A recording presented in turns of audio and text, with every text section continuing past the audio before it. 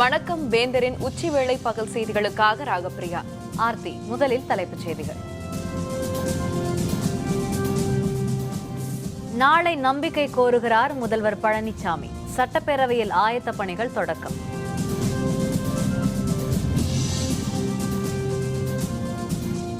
நம்பிக்கை வாக்கெடுப்பில் 10 பேரும் பங்கேற்போம். பேரவைத் தலைவரை சந்தித்த பின் பன்னீர்செல்வம் அணியினர் அறிவிப்பு.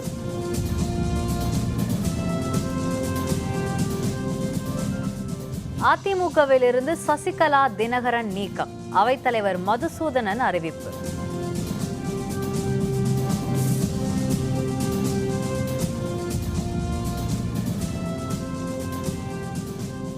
இன்று மாலையில் திமுக எம்எல்ஏக்கள் கூட்டம். நம்பிக்கை வாக்கெடுப்பு பற்றி முக்கிய ஆலோசனை.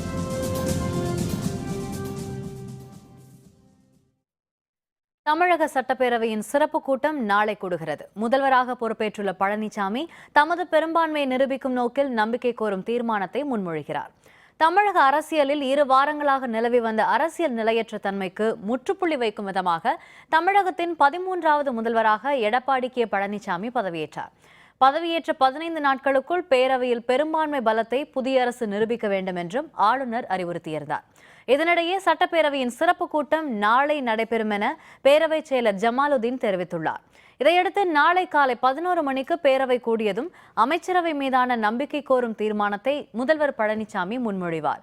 இந்த தீர்மானம் வழிமொழியப்பட்டு வாக்கெடுப்புக்கு விடப்படும். முக்கியத்துவம் வாய்ந்த தீர்மானம் என்பதால் குரல் வாக்கெடுப்புக்கு பதிலாக உறுப்பினர்களை எண்ணி கணக்கிடும் முறை பின்பற்றப்படும் என எதிர்பார்க்கப்படுகிறது. இதன்படி ஒவ்வொரு பிரிவு வாரியாக உறுப்பினர்களை எழுந்து நிற்க சொல்லி ஆதரிப்போரின் எண்ணிக்கை கணிக்கப்படும். இதேபோல் எதிர்ப்போரின் எண்ணிக்கையும் கணிக்கப்பட்டு முடிவு அறிவிக்கப்படும் என தெரிகிறது.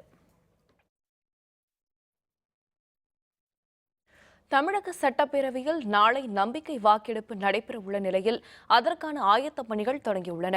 இது பற்றியும் நாளை நம்பிக்கை வாக்கெடுப்பு நடைபெறவுள்ள விதம் பற்றியும் விரிவான தகவல்களை தருகிறார் நமது செய்தியாளர் சையத். முதல்வர் எடப்பாடி கே பழனிசாமி தலைமையிலான புதிய அமைச்சரவை நேற்று பதவியேற்ற நிலையில் பெரும்பான்மையை நிரூபிக்கக்கூடிய நம்பிக்கை வாக்கெடுப்பு நாளை நடைபெறவுள்ள சட்டப்பேரவை கூட்டத்தில் நடக்க இருக்கிறது. அதற்கான ஏற்பாடுகள் தற்போது நடைபெற்றுக் கொண்டிருக்கின்றது. புதிய அமைச்சரவை பதவியேற்றுள்ள நிலையில் இருக்கைகள் மாற்றம் குறித்த ஏற்பாடுகள் தற்போது நடைபெற்றுக் கொண்டிருக்கின்றது. மேலும் நாளை காலை 11 மணிக்கு சட்டப்பேரவை கூடியதும் தமிழக முதல்வர் எடப்பாடி கே பழனிசாமி நம்பிக்கை வாக்கெடுப்பு தீர்மானத்தை முன்மொழிவார். அதனைத் தொடர்ந்து சட்டப்பேரவை கட்சிகளின் தலைவர்கள் உரையாற்ற இருக்கிறார்கள். அதனைத் தொடர்ந்து வாக்கெடுப்பு நடத்துவதற்கான அறிவிப்பை சட்டப்பேரவை தலைவர் ப. தனபால் அறிவிப்பார். இந்த வாக்கெடுப்பானது ஒவ்வொரு பிளாக்குகளாக, அதாவது சட்டப்பேரவையில் 6 பிளாக்குகள் உள்ள நிலையில் ஒவ்வொரு பிளாக்குகளாக வாக்கெடுப்பு நடைபெறும் என தெரிய வருகிறது. இந்த வாக்கெடுப்பானது எண்ணி கழித்தல் என்ற அடிப்படையில் நடைபெறும் என்று தெரிய வருகிறது. இதில் ஒவ்வொரு பிளாக்குகளிலும் சட்டப்பேரவை உறுப்பினர்கள் எழுந்து நின்று ஆதரித்தல், எதிர்த்தல், நடுநிலை வகித்தல் ஆகிய அடிப்படையில் வாக்களிப்பார்கள். அந்த வாக்குகள் எண்ணப்பட்டு முடிவுகள் அறிவிக்கப்படும். தமிழக சட்டப்பேரவை பொறுத்தவரை 233 சட்டப்பேரவை உறுப்பினர்கள் உள்ள நிலையில் சட்டப்பேரவை தலைவர் ப. தனபால் தவிர்த்து 232 பேரவை உறுப்பினர்கள் வாக்களிக்க இருக்கிறார்கள். அதில் 117 சட்டப்பேரவை உறுப்பினர்கள் ஆதரவளிக்கும் பட்சத்தில் பெரும்பான்மை நிரூபிக்கப்பட்டதாக அறிவிக்கப்படும். இந்த நிலையில் முன்னாள் முதல்வர் ஓ. பன்னீர்செல்வம் தலைமையில் 10 சட்டப்பேரவை உறுப்பினர்கள் பிரிந்துள்ள நிலையில் அவர்கள் அதிமுகவுக்கு எதிராக வாக்களிக்கும் பட்சத்தில் அவர்கள் மீது நடவடிக்கை எடுக்கவும் வாய்ப்பு இருப்பதாக தெரிய வருகிறது. அதேபோல திமுக சட்டப்பேரவை உறுப்பினர்களை பொறுத்தவரை இந்த வாக்களிப்பில் யாருக்கும் ஆதரவளிக்கப் போவதில்லை என்ற ஒரு அறிவிப்பும் வெளிவந்துள்ள நிலையில் நாளை காலை 11 மணிக்கு நம்பிக்கை வாக்கெடுப்பு நடைபெற இருக்கிறது. வேந்தர் செய்திகளுக்காக சட்டப்பேரவை வளாகத்திலிருந்து ஒளிப்பதிவாளர் விஜயுடன் சையது. நாளை நடைபெறவுள்ள நம்பிக்கை வாக்கெடுப்பில் அதிமுக உறுப்பினர்கள் 134 பேரும் கட்டாயம் பங்கேற்க வேண்டும் என்று அக்கட்சியின் கொறடா ராஜேந்திரன் தெரிவித்துள்ளார். இந்நிலையில் அதிமுக எம்எல்ஏக்களின் கூட்டம் இன்று மாலை கூவத்தூர் விடுதியில் நடைபெறவுள்ளது. சட்டப்பேரவையில் நாளை நடைபெறும் நம்பிக்கை கோரும் வாக்கெடுப்பில் பன்னீர்செல்வம் அணியைச் சேர்ந்த 10 எம்எல்ஏக்களும் பங்கேற்போம் என முன்னாள் அமைச்சர் பாண்டியராஜன் தெரிவித்துள்ளார்.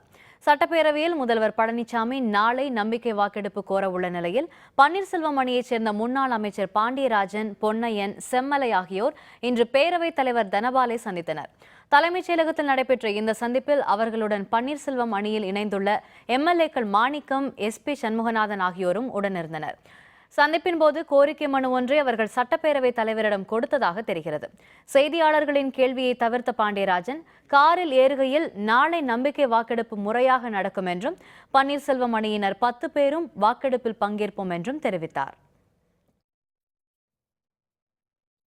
முன்னாள் முதல்வர் ஓ பன்னீர்செல்வத்தின் இல்லத்தில் நடைபெற்ற நீதி கேட்கும் பேரணி தொடர்பான ஆலோசனைக் கூட்டத்தில் முக்கிய முடிவுகள் எடுக்கப்பட்டுள்ளதாக தகவல் வெளியாகியுள்ளது. முதல்வர் எடப்பாடி கே பழனிசாமி தலைமையிலான ஆட்சிக்கு எதிராக நீதி கேட்கும் பேரணியை நடத்த உள்ளதாக முன்னாள் முதல்வர் ஓ பன்னீர்செல்வம் நேற்று அறிவித்தார். இதனைத் தொடர்ந்து இன்று சென்னை கிரீன்வேஸ் சாலையில் உள்ள அவரது இல்லத்தில் இது தொடர்பான ஆலோசனைக் கூட்டம் நடைபெற்றது. இந்த கூட்டத்தில் அவைத்தலைவர் மதுசூதனன், முன்னாள் அமைச்சர்கள் Ponnaiyan, Munusamy, Pandiarajan MLA, doctor Maitreyan MP, வழக்கறிஞர் மனோஜ் பாண்டியன், செம்மலை எம்எல்ஏ உள்பட பலர் கலந்து கொண்டனர். இந்த கூட்டத்தில் நாளை நடைபெறும் நம்பிக்கை வாக்கெடுப்பு கூட்டத்தில் மேற்கொள்ள வேண்டிய யுக்தி, தொகுதி வாரியாக நீதி கேட்கும் பேரணி நடத்துவது, சசிகலா அணிக்கு எதிராக மேற்கொள்ள வேண்டிய நடவடிக்கைகள், ஓ பன்னீர்செல்வம் தங்கியுள்ள இல்லத்தின் பாதுகாப்பை பலப்படுத்துவது உள்பட பல்வேறு முக்கிய முடிவுகள் எடுக்கப்பட உள்ளதாக தகவல்கள் வெளியாகியுள்ளது. அதிமுகவிலிருந்து சசிகலாவை நீக்கியுள்ளதாக பன்னீர்செல்வம் அணி அறிவித்துள்ளது. அதிமுக இரண்டாக பிளவுபட்ட நிலையில் முன்னாள் முதல்வர் பன்னீர்செல்வம் உள்ளிட்ட 20 பேர் கட்சியிலிருந்து நீக்கப்படுவதாக கடந்த 14ஆம் தேதி அதிமுக பொதுச்செயலர் சசிகலா அறிவித்தார். இதையடுத்து சிறைக்கு செல்லும் போது டிடிவி தினகரனை அதிமுக துணை பொதுச்செயலராக சசிகலா நியமித்து சென்றார். இந்நிலையில் இன்று பன்னீர்செல்வம் அணியில் இருக்கும் அதிமுக அவைத்தலைவர் மதுசூதனன் விடுத்துள்ள அறிக்கையில் கட்சிக்கு அவப்பெயர் ஏற்படுத்தும் விதத்தில் நடந்து கொண்டதால் சசிகலா அதிமுகவின் அடிப்படை உறுப்பினர் உட்பட அனைத்து பொறுப்பிலிருந்தும் நீக்கப்படுவதாக அறிவித்தார். மேலும் கட்சியில் இணைக்கப்பட்ட அறிவிப்பை ரத்து செய்து டிடிவி தினகரன், டாக்டர் வெங்கடேஷ் ஆகியோரும் கட்சியிலிருந்து நீக்கப்படுவதாக அவர் தெரிவித்துள்ளார். அதிமுக அடிப்படை விதிகளின்படி அவர்கள் நீக்கப்பட்டதாகவும் அதிமுக தொண்டர்கள் யாரும் அவர்களுடன் தொடர்பு வைத்துக் கொள்ளக்கூடாது என்றும் அறிக்கையில் மதுசூதனன் குறிப்பிட்டுள்ளார். திமுக எம்எல்ஏக்களின் கூட்டம் அக்கட்சியின் செயல் தலைவர் மு.க. ஸ்டாலின் தலைமையில் இன்று நடைபெறுகிறது. தமிழக முதல்வராக பதவியேற்றுள்ள எடப்பாடி பழனிசாமி ஆளுநர் வித்யாசாகர் ராவ் உத்தரவுப்படி நாளை சட்டப்பேரவையில் பெரும்பான்மையை நிரூபிக்க உள்ளார். இதற்காக சட்டப்பேரவையின் சிறப்பு கூட்டம் நாளை நடைபெறவுள்ளது. இதையடுத்து தமிழக அரசியல் சூழல் விறுவிறுப்படைந்துள்ளது. கூவத்தூரில் தங்க வைக்கப்பட்டுள்ள அதிமுக எம்எல்ஏக்களுடன் அக்கட்சியின் மூத்த தலைவர்கள் ஆலோசனையில் ஈடுபட்டு வருகின்றனர். இந்நிலையில் எதிர்க்கட்சியான திமுக எம்எல்ஏக்களின் கூட்டம் அக்கட்சியின் செயல் தலைவரும் எதிர்க்கட்சித் தலைவருமான ஸ்டாலின் தலைமையில் இன்று மாலை 4 மணிக்கு சென்னை அண்ணா அறிவாலயத்தில் நடைபெறவுள்ளது. நாளை சட்டப்பேரவையில் நடைபெறவுள்ள நம்பிக்கை வாக்கெடுப்பில் செயல்பட வேண்டிய விதம் குறித்து எம்எல்ஏக்களுடன் ஸ்டாலின் ஆலோசனை நடத்தவுள்ளார். அதிமுகவினர் தங்களிடம் ஆதரவு கேட்கவில்லை என்று காங்கிரஸ் சட்டப்பேரவை கொறடா விஜயதாரணி தெரிவித்துள்ளார். நாளை தமிழக சட்டப்பேரவை சிறப்பு கூட்டம் நடைபெறவுள்ளது. இதில் முதல்வர் எடப்பாடி பழனிசாமி நம்பிக்கை வாக்கெடுப்பு கோருகிறார். இந்நிலையில் நாளை நடைபெறவுள்ள சட்டப்பேரவை கூட்டத்தில் காங்கிரஸ் உறுப்பினர்கள் 8 பேரும் கட்டாயம் பங்கேற்க வேண்டும் என்று அக்கட்சியின் கொறடா விஜயதாரணி உத்தரவிட்டுள்ளார். இந்நிலையில் இன்று மாலை 4 மணிக்கு காங்கிரஸ் எம்எல்ஏக்கள் கூட்டம் நடைபெறவுள்ளதாக தகவல் வெளியாகியுள்ளது.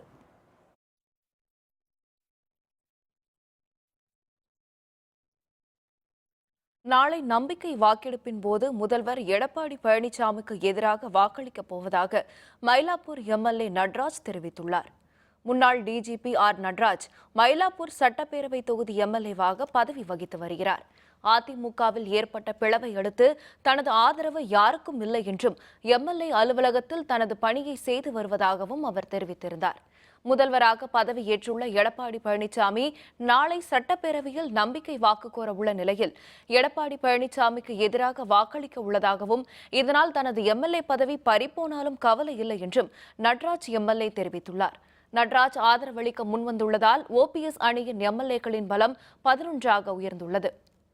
தொகுதி மக்களுடைய எண்ணம் பெருவாரியான தொகுதி மக்களுடைய எண்ணம் முன்பு இருந்தது போலவே அது இருக்க வேண்டும் என்பதுதான் அவர்களுடைய எண்ணம்.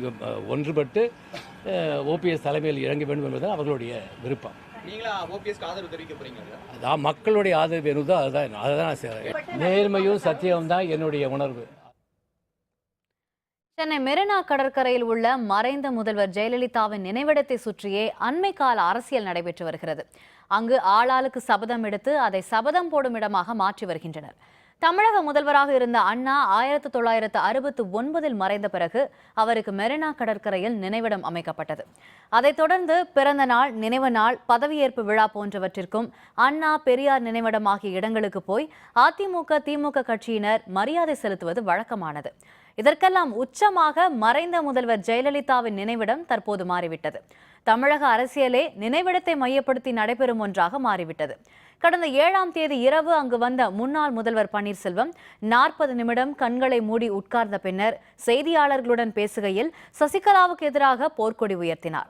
அதிமுக எம்எல்ஏக்களால் சட்டப்பேரவை கட்சித் தலைவராக தேர்ந்தெடுக்கப்பட்ட சசிகலா 9ஆம் தேதி ஆதரவு கடிதத்துடன் ஜெயலலிதா நினைவிடத்துக்கு வந்தார்.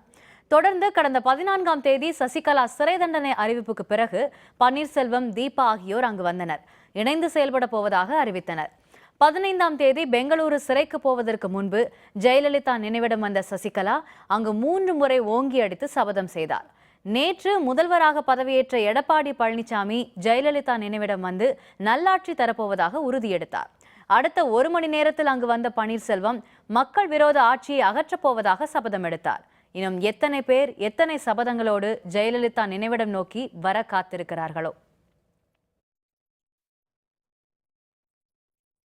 தமிழகத்தில் ஆளுநர் ஆட்சி கொண்டு வர வேண்டும் என்று வலியுறுத்தி சென்னை மெரினாவில் பேரணி நடைபெறும் என்று சமூக வலைதளங்களில் வெளியான தகவலை அடுத்து அங்கு உச்சக்கட்ட பாதுகாப்பு போடப்பட்டுள்ளது. தமிழகத்தில் ஜல்லிக்கட்டு நடைபெற வலியுறுத்தி இளைஞர்களின் போராட்டம் சென்னை மெரினா கடற்கரையில் நடைபெற்றது. இதற்கு ஆதரவு தெரிவித்து தமிழகம் முழுவதும் போராட்டங்கள் நடைபெற்றன.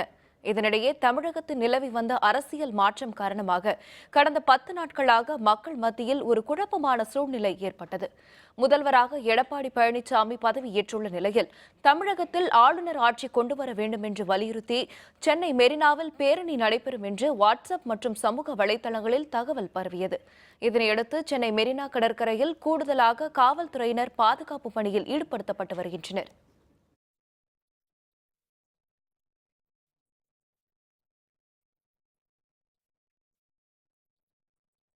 தற்போதைய செய்தி. சசிகலா அணியைச் சேர்ந்த 7 மாவட்ட செயலர்கள் அதிமுகவிலிருந்து நீக்கப்பட்டுள்ளதாக ஓபிஎஸ் அணி அறிவித்துள்ளது. தற்போதைய செய்தி. சசிகலா அணியைச் சேர்ந்த 7 மாவட்ட செயலர்கள் அதிமுகவிலிருந்து நீக்கப்பட்டுள்ளதாக ஓபிஎஸ் அணி அறிவித்துள்ளது. கன்னியாகுமரியில் கடல் சீற்றம், படகு போக்குவரத்து நிறுத்தம். விவரம் விளம்பர இடைவேளைக்கு பிறகு.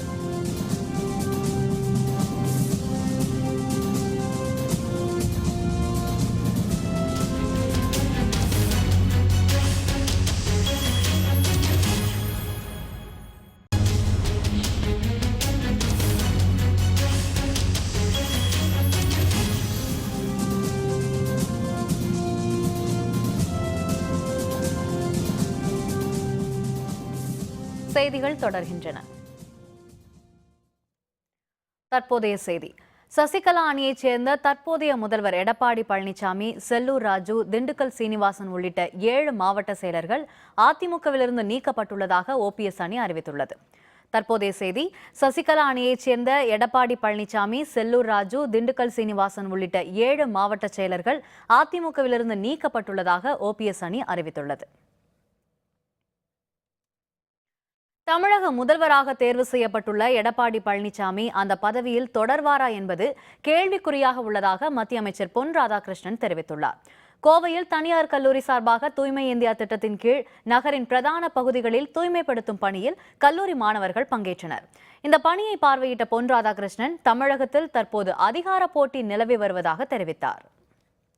மரியாதைக்குரிய எடப்பாடி பழனிசாமி அவர்கள் அவர் தேர்ந்தெடுக்கப்பட்டிருக்கக்கூடிய நிலை நாளைக்கு அவர் அந்த பொறுப்பில் இருப்பாரான்னு சொல்ல முடியாத நிலைமையில் இருக்குது. வேற யாரும் இதுக்கு காரணம் இல்லை, அவருடைய கட்சியை சேர்ந்தவர்கள் தான் அதுக்கு காரணம். அதிமுக எம்எல்ஏக்கள் நம்பிக்கை வாக்கெடுப்பில் ஜனநாயகத்திற்கு சுதந்திரமாக வாக்களிக்க வேண்டும் என தமிழ் மாநில காங்கிரஸ் தலைவர் ஜி.கே. வாசன் கேட்டுக் கொண்டுள்ளார். திருவள்ளூரில் ஜனபன் சத்திரம் கூட்டு சாலை உள்ளிட்ட 7 இடங்களில் தமிழ் மாநில காங்கிரஸ் கட்சியின் கொடியேற்றி வைத்த பின்பு ஜி.கே. வாசன் செய்தியாளர்களுடன் பேசினார். அப்போது நாளை நடைபெறும் நம்பிக்கை வாக்கெடுப்பில் அதிமுக சட்டப்பேரவை உறுப்பினர்கள் சுதந்திரமாக வாக்களிக்க வேண்டும் என கூறினார். மேலும் தமிழகத்தில் தற்போதுள்ள சூழல் குறித்து வரும் 21ஆம் தேதி திருச்சியில் தமாகவின் செயற்குழு கூட்டத்தில் ஆலோசிக்கப்படும் என தெரிவித்தார். ஆட்சி பீடத்தில் அமரப்போவர்களுக்கு முழு ஆதரவை சட்டமன்ற உறுப்பினர்கள் கொடுக்கின்றார்களா இல்லையா என்பது நாளை காலை சட்டமன்றத்திலே தெரியும் என்று நான் கருதுகிறேன். சட்டமன்ற உறுப்பினர்களை பொறுத்தவரையிலே ஜனநாயகத்திற்கு ஏற்றவாறு சுதந்திரமாக அவர்கள் வாக்களிப்பார்கள் என்று நான் நம்புகிறேன். தமிழகத்தில் மறுதேர்தல் வந்தால் திமுகவுக்கு வாய்ப்பு அதிகம் இருப்பதாக திமுக மாநிலங்களவை உறுப்பினர் கனிமொழி குறிப்பிட்டுள்ளார். சென்னை அண்ணா அறிவாலயத்தில் திமுக மகளிர் அணி கூட்டம் நடைபெற்றது. இதில் பங்கேற்ற பின்னர் செய்தியாளர்களுடன் பேசிய கனிமொழி நம்பிக்கை வாக்கெடுப்பு குறித்து திமுக நாளை முடிவெடுக்கும் என்று குறிப்பிட்டார். திராவிட இயக்கத்தின் அடிப்படையே ஜனநாயகம் என்றும் மக்கள் பிரதிநிதிகளை அடைத்து வைப்பதை திராவிட இயக்கம் பின்பற்றுவதில்லை என்றும் கனிமொழி குறிப்பிட்டார். மீண்டும் தேர்தல் வந்தால் மக்கள் இப்பொழுது தெளிவாக இருக்கிறார்கள். யார் வேண்டாங்கிறது தெளிவாக இருக்கிறார்கள். யார் வந்தால் அவர்களுடைய வாழ்க்கை மாறும், யார் வந்தால் முன்னேற்றம் வரும் என்பதை உணர்ந்திருக்கிறார்கள். அது திராவிட முன்னேற்றக் கழகம் தான் என்பதை தெளிவாக புரிந்து கொண்டிருக்கிறார்கள். சேலத்தில் ஜல்லிக்கட்டு போராட்டத்தின் போது நேரிட்ட வன்முறையால் பாதிக்கப்பட்ட பகுதிகளை விசாரணை ஆணைய தலைவர் ராஜேஸ்வரன் ஆய்வு செய்தார். ஜல்லிக்கட்டுக்கு போராட்டத்தின் போது நேரிட்ட கலவரம் தொடர்பாக அமைக்கப்பட்ட விசாரணை ஆணையத்தின் தலைவர் ராஜேஸ்வரன் மதுரை தமுக்கம் தமிழெண்ணை சிலை அருகே போராட்டம் நடந்த இடத்தை ஆய்வு செய்தார். பின்னர் செல்லூர் வைகை மேம்பாலம் பகுதிகளிலும் அவர் ஆய்வு நடத்தினார். ஆய்வின் போது மதுரை மாவட்ட ஆட்சியர் வீரராகவராவ் மற்றும் காவல்துறை அலுவலர்கள் உடனிருந்தனர்.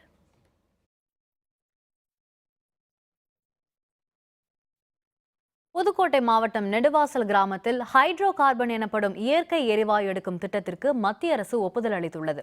விளை நிலங்களை பாலை நிலங்களாக மாற்றும் இந்த திட்டத்தை மத்திய அரசு கைவிட வேண்டும் என போராட்டத்தில் ஈடுபட்டுள்ள விவசாயிகள் கோரிக்கை விடுத்துள்ளனர்.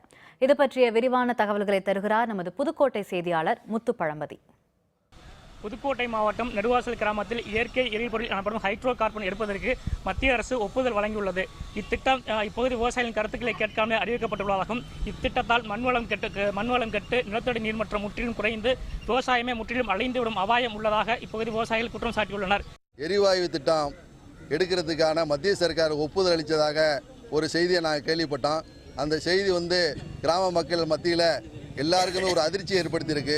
எல்லா பயிர்களும் சாகுபடி வருகின்ற இந்த நேரத்தில் இந்த மாதிரி ஒரு திட்டங்கள் எடுத்த அந்த நிலத்தினுடைய தன்மை பாதிக்கப்படுமானால் அதனால் இந்த திட்டத்தை மத்திய அரசாருங்க உடனே ரத்து செய்து எங்கள் வாழ்வுரிமையை பாதுகாக்க வேண்டுமா மத்திய மாநில அரசுகளை நாங்கள் கேட்டுக்கிறோம். இந்த பகுதியில் 2 ஆண்டுகளுக்கு முன்னாடி மத்திய அரசு சார்பாக ஏதோ போர் போட்டாங்க. திருப்பி ஆய்வு பண்ணுறா சொல்லி திருப்பி மறுபடியும் வரும்போது தான் மக்கள் இங்கெல்லாம் அந்த மாதிரிலாம் பண்ணாதீங்க, விவசாயம் பண்ணுற ஊர் இது, இங்கெல்லாம் இப்படி குழி போடாங்கன்னு தடுத்தாங்க. அதோடு போயிட்டாங்க. இப்போ மீண்டும் ஹைட்ரோ கார்பன் கேஸ் எடுக்கிறதுக்கு அனுமதி கொடுத்ததாக கேள்விப்பட்டோம். இந்த மாதிரி கேஸ் எடுத்தீங்கன்னாக்க இந்த பகுதியில் நிலத்தடி நீர்மட்டம் பாழாகி விவசாயிகளுடைய வாழ்வாதாரம் முற்றிலும் பாதிக்கப்பட்டுவிடும். அதனால் தயவு செய்து மத்திய அரசு இந்த திட்டத்தை உடனடியாக வாபஸ் வாங்கும்படி கேட்டுக்கொள்கிறோம். மத்திய மாநில அரசுகள் இப்பிரச்சனையில் தலையிட்டு இப்பகுதி விவசாயிகளின் கருத்தை கவனத்தில் கொண்டு இத்திட்டத்தை உடனே ரத்து செய்ய வேண்டும் என்றும், இல்லையெனில் இப்பகுதி விவசாயிகள் ஒன்று திரட்டி மாபெரும் போராட்டங்கள் நடத்த உள்ளதாகவும் நெடுவாசல் பகுதி விவசாயிகள் கூறியுள்ளனர். வேந்தர் செய்திகளுக்காக புதுக்கோட்டையிலிருந்து சுபமுத்து பழம்பதி. நீலகிரி மாவட்டத்தில் நிலவும் வறட்சி காரணமாக மாவட்டத்தின் பல பகுதிகளில் கடும் குடிநீர் தட்டுப்பாடு நிலவுகிறது. இதனால் பொதுமக்கள் கடுமையாக பாதிப்படைந்துள்ளனர். நீலகிரி மாவட்டத்தில் தொடர்ந்து 2 பருவ மழைகளும் பொய்த்ததால் முக்கிய அணைகளில் நீர் இருப்பு வெகுவாக குறைந்து வருகிறது. மேலும் வறட்சியின் காரணமாக வனப்பகுதிகளை ஒட்டிய ஓடைகளும் நீர் வற்றி காணப்படுகிறது. இந்நிலையில் உதகை, குன்னூர், கூடலூர் போன்ற நகராட்சிக்குட்பட்ட பகுதிகளுக்கு நகராட்சி மூலம் வாகனங்கள் மூலம் குடிநீர் விநியோகம் செய்யப்படுகிறது. குடிநீர் தட்டுப்பாட்டால் பல பகுதிகளுக்கு 8 நாட்களுக்கு ஒருமுறை மட்டுமே விநியோகம் செய்யப்படுகிறது. அதுவும் ஒரு வீட்டிற்கு 4 குடம் தண்ணீர் மட்டுமே வழங்கப்படுகிறது. இதனால் போதிய குடிநீரின்றி பொதுமக்கள் கடுமையாக பாதிக்கப்பட்டுள்ளனர். கீழே டேங்க்கில் தண்ணி மோட்டர் போட்டு ஃபில் பண்ணி அதை மேலே விட்டு அங்கேருந்து கீழே விடுவாங்க. 5 நாள் 6 நாளைக்கு ஒரு டைம் 4 குடம் தண்ணி தான் எங்களுக்கு கிடைக்குது. குழந்தை வச்சுருக்கவங்க, வயசானவங்க எல்லாருமே நாங்கள் கீழே ரோட்டில் தான் போய் தண்ணி தூக்குறோம். மெயின் ரோட்டில் கீழே ஒரு கோயில் இருக்குது, அந்த கோயிலில் போய் தூக்குவோம். கீழே ஊற்றுக்கு போய் தூக்குவோம். தண்ணி வராதப்போ ரொம்ப கஷ்டம் எங்களுக்கு. 100-150 வீட்டுக்கு மேலே இருக்கிறாங்க, ரொம்ப கஷ்டப்படுறாங்க தண்ணிக்கெல்லாம். வண்டி தண்ணி தான் கொண்டு வந்து ஊற்றுறாங்க. 5 நாளைக்கு ஒரு தடவை கொண்டு வந்து ஊற்றுறாங்க. அந்த தண்ணி 4 குடம் 3 குடம் தான் கிடைக்குது. அதுவும் எங்களுக்கு பத்துறதில்ல. வேலை வெட்டிக்கு போகாது. இந்த தண்ணிக்காக நாங்கள்லாம் காத்துட்ருக்குறோம். திருநெல்வேலி மாவட்டம் அம்பாசமுத்திரம் அருகே கிராமத்திற்குள் புகுந்த சிறுத்தையை வனத்துறையினர் பிடித்து காட்டிற்குள் பாதுகாப்பாக விட்டனர். திருநெல்வேலி மாவட்டம் மேற்கு தொடர்ச்சி மலைப்பகுதியில் உள்ளது பெத்தான் பிள்ளை குடியிருப்பு. இப்பகுதியில் இரவு நேரங்களில் குடியிருப்பு மற்றும் விவசாய நிலங்களில் சிறுத்தைகள் புகுவதாக அப்பகுதி மக்கள் வனத்துறையினர் தகவல் அளித்தனர். இந்நிலையில் நேற்று இரவு வனத்துறையினர் வைத்த கூண்டில் சிக்கிய சிறுத்தையை பிடித்து பாதுகாப்பாக கௌதலையாறு வனப்பகுதியில் கொண்டு சென்று விட்டனர். வனத்துறையினர் தீவிர நடவடிக்கையினால் கடந்த 70 நாட்களில் இதுவரை 4 சிறுத்தைகள் பிடிபட்டுள்ளன.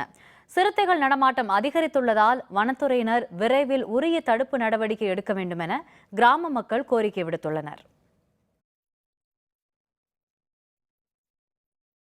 கன்னியாகுமரியில் கடல் சீற்றம் காரணமாக 3ஆம் நாளாக படகு போக்குவரத்து நிறுத்தப்பட்டுள்ளது.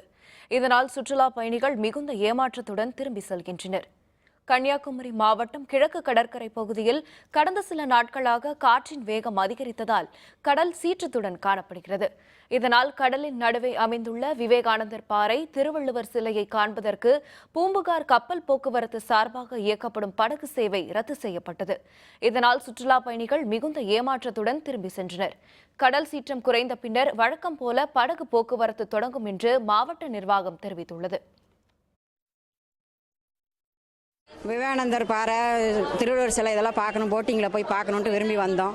ஆனால் எங்களால் பார்க்க முடியல. கியூவில் நின்று டிக்கெட்டுக்கு நின்னோம். அது இவங்க இவ்வளோ நேரம் நின்னதுக்கப்புறம் இப்போ சொல்கிறாங்க போட்டிங் உள்ளே விடுறதில்ல, அலை அதிகமாக இருக்குது, அழைச்சிட்டு இருக்கிறதுனால நீங்கள் போகலாம் அப்படின்னு சொல்லிட்டாங்க. எங்களுக்கு ரொம்ப ஏமாற்றமாக ஆயிடுச்சு. ரொம்ப மனசு கஷ்டமாக தான் போகிறோம். இப்போ ராமேஸ்வரம் அருள்மிகு ராமநாத சுவாமி திருக்கோவில் மாசி மகா சிவராத்திரி திருவிழா கொடியேற்றத்துடன் தொடங்கியது. ராமநாதபுரம் மாவட்டம் ராமேஸ்வரத்தில் உள்ள அருள்மிகு ராமநாத சுவாமி திருக்கோவிலில் மாசி மகா சிவராத்திரியை ஒட்டி நடைபெற்ற கொடியேற்ற விழாவில் ஏராளமான பக்தர்கள் கலந்து கொண்டனர். சுவாமி சன்னதி முன்புள்ள தங்க கொடி கம்பத்திற்கு சிவாச்சாரியார்கள் வேத மந்திரங்கள் முழங்க கொடியேற்றம் தொடங்கியது.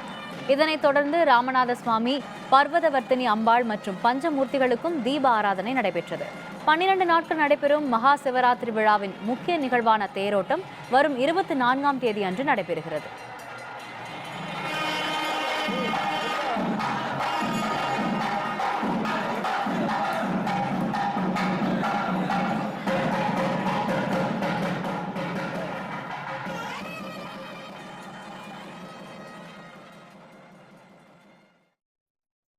பெங்களூருவில் வரும் 20ஆம் தேதி IPL ஏலம். வீரர்களை தேர்வு செய்ய 23 கோடி ரூபாயை ஒதுக்கியது பஞ்சாப். விவரம் விளம்பர இடைவேளைக்கு பிறகு.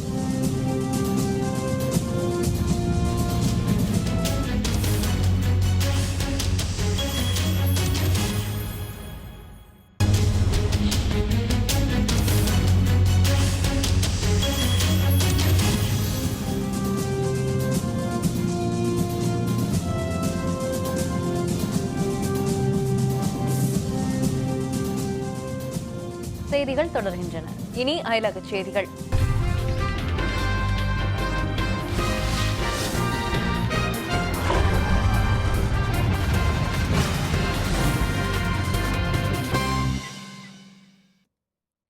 ஈராக் அருகே மக்கள் நடமாட்டம் அதிகமுள்ள பகுதியில் ISIS தீவிரவாதிகள் நிகழ்த்திய கார் குண்டுவெடிப்பில் 51 பேர் பலியாகினர். 50ற்கும் மேற்பட்டோர் படுகாயமடைந்தனர். ஈராக் தலைநகர் பாக்தாத் அருகே உள்ள ஹே அல் சுருட்டாவில் மக்கள் அதிக அளவில் நடமாட்டம் உள்ள பகுதியில் 10ற்கும் மேற்பட்ட கார்கள் நிறுத்தி வைக்கப்பட்டிருந்தன. குடியிருப்பு பகுதியை ஒட்டி நிறுத்தப்பட்டிருந்த கார் ஒன்று திடீரென பயங்கர சத்தத்துடன் வெடித்து சிதறியது. இதில் 51 பேர் உயிரிழந்தனர். 55ற்கும் மேற்பட்டோர் படுகாயமடைந்தனர். தகவல் அறிந்து அங்கு வந்த ராணுவத்தினர் மீட்பு பணியில் முனைப்புடன் ஈடுபட்டனர். படுகாயமடைந்த 55ற்கும் அதிகமானோர் மருத்துவமனையில் அனுமதிக்கப்பட்டுள்ள நிலையில் பலர் அபாய கட்டத்தில் உள்ளனர். இதனால் பலியானவர்களின் எண்ணிக்கை மேலும் அதிகரிக்கும் என அதிர்ச்சி தகவல் வெளியாகியுள்ளது. குண்டுவெடிப்பு சம்பவத்திற்கு ISIS தீவிரவாத அமைப்பு பொறுப்பேற்றுள்ளது. ஈராக்கில் கார் குண்டுவெடிப்பு சம்பவங்கள் அடிக்கடி நடைபெற்று வரும் நிலையில் இந்த ஆண்டில் நடைபெற்ற மிகப்பெரிய தாக்குதல் இது என ஈராக் அரசு நிர்வாகம் தெரிவித்துள்ளது.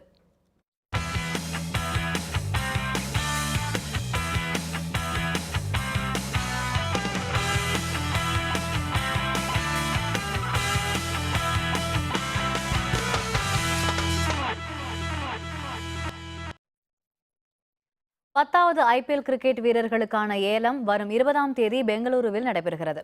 பஞ்சாப் அணி அதிகபட்சமாக 23 கோடி ரூபாய்க்கு மேல் நிதி ஒதுக்கீடு செய்து முதலிடத்தில் உள்ளது. இந்தியன் பிரீமியர் லீக் எனப்படும் IPL கிரிக்கெட் போட்டி கடந்த 2008ஆம் ஆண்டு அறிமுகப்படுத்தப்பட்டது. ஆண்டுதோறும் நடைபெற்று வரும் இந்த போட்டியின் தொடர்ச்சியாக 2017ஆம் ஆண்டு போட்டிக்கான வீரர்கள் தேர்வு செய்யப்பட உள்ளனர். இதற்கான ஏலம் வரும் 20ஆம் தேதி கர்நாடக மாநிலம் பெங்களூருவில் நடைபெறுகிறது. 8 அணிகள் பங்கேற்கும் இந்த போட்டியில் திறமை வாய்ந்த வீரர்களை தேர்வு செய்வதற்கு ஒவ்வொரு அணியும் கோடிக்கணக்கான ரூபாயை ஒதுக்கியுள்ளதாக தகவல் வெளியாகியுள்ளது. அதில் பஞ்சாப் அணி 23 கோடியே 35 லட்சம் ரூபாய் ஒதுக்கி முதலிடத்தில் உள்ளது. 2வது இடத்தில் புதுதில்லி அணியும் 3வது ஹைதராபாத் அணியும் உள்ளன. அடுத்தடுத்த நிலைகளில் கொல்கத்தா, புனே, குஜராத், பெங்களூரு அணிகளும் இடம் பிடித்துள்ளன. 11 கோடியே 55 லட்சம் ரூபாய் அளவுக்கு நிதி ஒதுக்கீடு செய்து மும்பை அணி 8வது இடத்தில் உள்ளது. இந்த போட்டியில் 799 வீரர்கள் கலந்து கொள்ள உள்ள நிலையில் இந்தியா உள்பட வெளிநாட்டு கிரிக்கெட் வீரர்கள் 351 பேர் ஏல முறையில் அணிகளுக்கு தேர்வு செய்யப்பட உள்ளனர். மீண்டும் தலைப்புச் செய்திகள். நாளை நம்பிக்கை கோருகிறார் முதல்வர் பழனிசாமி. சட்டப்பேரவையில் ஆயத்த பணிகள் தொடக்கம்.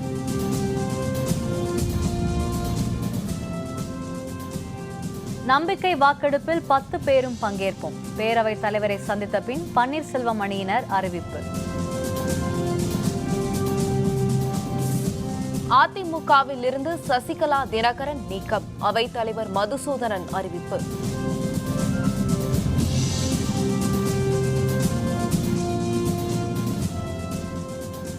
இன்று மாலையில் திமுக எம்எல்ஏக்கள் கூட்டம். நம்பிக்கை வாக்கெடுப்பு பற்றி முக்கிய ஆலோசனை.